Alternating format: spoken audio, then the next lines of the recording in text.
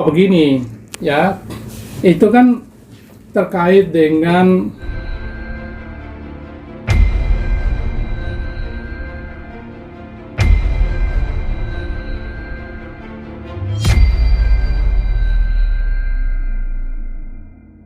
atas kasus saksi di penyekapan supir ini nih. Ini kenapa nggak mau datang Bang? Iya, udah dipanggil berkali-kali Bang, gimana nih Bang? begini ya, itu kan terkait dengan laporan yang yang disampaikan oleh istri dari supir pribadi, mantan supir pribadi Mbak Nindi ya. Begini, dapat saya sampaikan bahwa kita sangat kooperatif.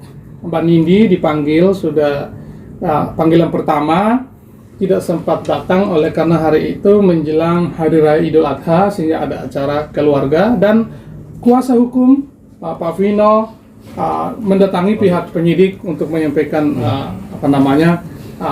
situasi tersebut, halangan tersebut, alasan daripada ketidakhadiran itu. Jadi kita sangat kooperatif berkoordinasi dengan penyidik untuk menyampaikan alasan-alasan yang patut mengapa tidak hadir dalam panggilan yang pertama sebagai saksi.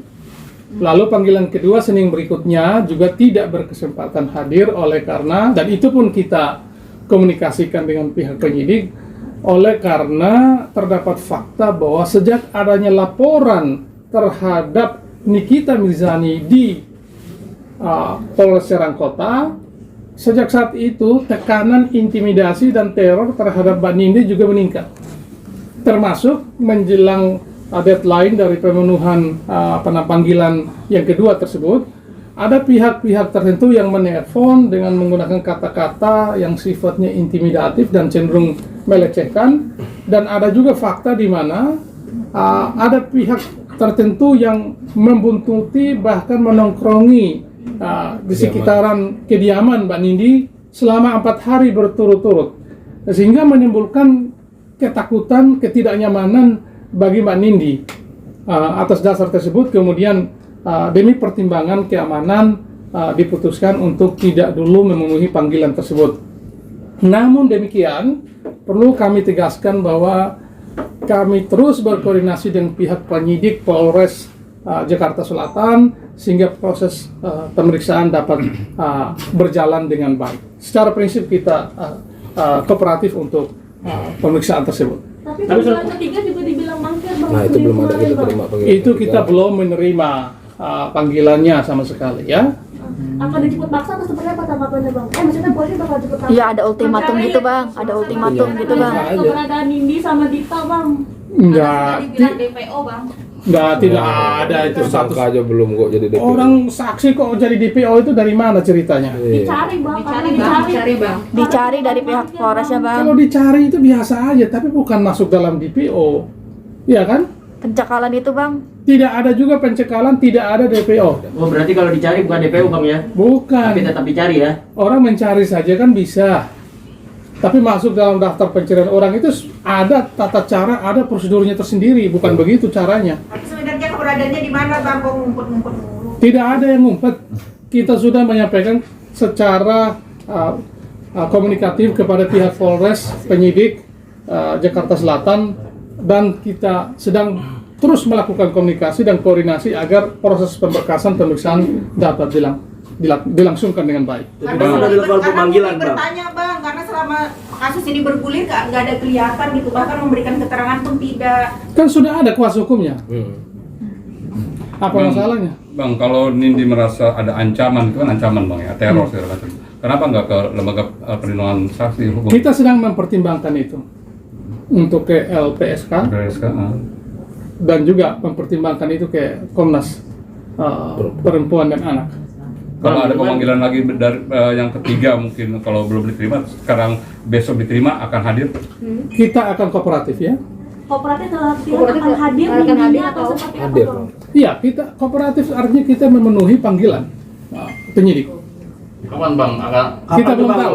Kita belum tahu. Panggilan ketiga infonya Bang. Kita belum tahu, kita belum menerima panggilan tersebut. Oh, belum menerima Bang. Berarti Ya. polisinya bohong ya Bang? Tidak. Kamu jangan provokatif. Polisi itu tidak berbohong. Kamu nanti bisa kena itu bilang polisi berbohong. Hati-hati kalau bicara itu. Ya, wartawan juga harus belajar berhati-hati bicara. Jangan provokatif. Polisi tidak berbohong. Ya, tentu polisi punya kewenangan untuk melakukan panggilan tersebut. Persoalannya pada komunikasi. Mungkin saja itu belum nyampe ke pihak kuasa hukumnya atau Mbak Nindinya. Jangan pakai istilah-istilah seperti itu ya. Bang, surat sebelum nyampe apa ada mau datang duluan gitu? Sebelum Ya. terima surat itu apa akan datang duluan? Kita sedang berkoordinasi untuk itu ya dengan pihak penyidik Polres Bang, Jakarta mungkin Selatan. garis besarnya berarti tidak ada istilah DPO dan pencekalan ke luar negeri ya Bang? Tidak Karena ada kan dari DPO. Polres sendiri kan memang menyatakan ada surat pencekalan, mengeluarkan surat pencekalan ke luar Nah, negeri. tidak ada pencekalan, tidak ada DPO. Mana suratnya mana? Begini ya, orang kalau masuk pencekalan, masuk dalam DPO itu kalau orang yang orangnya sudah ditetapkan sebagai tersangka, ya, atau diduga melakukan sebuah tindak pidana yang serius seperti narkotik, apalagi terorisme, apalagi Korupsi, corruption, apalagi pembunuhan. illegal logging, pembunuhan berencana, yang seperti itu. Ini orang masih status sebagai saksi kok. Belum tentu juga itu benar yang dilaporkan. Kenapa? Belum tentu benar. Dan kita membantah itu tidak benar. Kenapa? Anda cek berita-berita itu. Siapa? Sulaiman ya? Sulaiman. Korban itu. Anda cek di hadapan media. Dia bicara bahwa tidak ada yang namanya penyekapan itu, tidak ada yang namanya pemukulan itu. Bahkan di hadapan media dia berbicara kepada istrinya bahwa supaya jangan percaya kepada gosip karena itu tidak ada. Dia sudah bicara itu Komnas Perempuan waktu itu di kan? setelah pertemuan dari Komnas Perempuan waktu itu. Konferensi pers juga. Lalu orang itu sendiri, korbannya sendiri sudah menyatakan tidak ada pelakunya, korban yang mengaku sebagai korban itu, pasal 333 KUH pidana ya, perampasan kemerdekaan. Korbannya sendiri yang sudah membantah, menyangkal bahwa tidak ada peristiwa perampasan kemerdekaan itu, tidak ada yang namanya penyekapan, pemukulan, kan begitu. Dia sendiri sudah membantah, dan tidak hanya sekali, beberapa kali dia mengatakan itu, dan itu dipublikasi secara meluas oleh TV dan media massa. Lalu tiba-tiba ada yang melaporkan bahwa ada peristiwa perampasan kemerdekaan. Ini ada apa?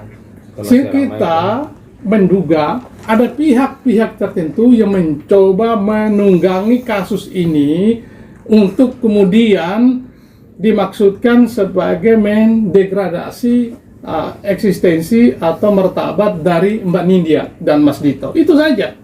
Jadi apa kepentingannya? Kalau orang itu sudah mengatakan saya tidak pernah disekap, saya tidak pernah dipukulin, kok tiba-tiba ini dilaporkan, apa masalahnya?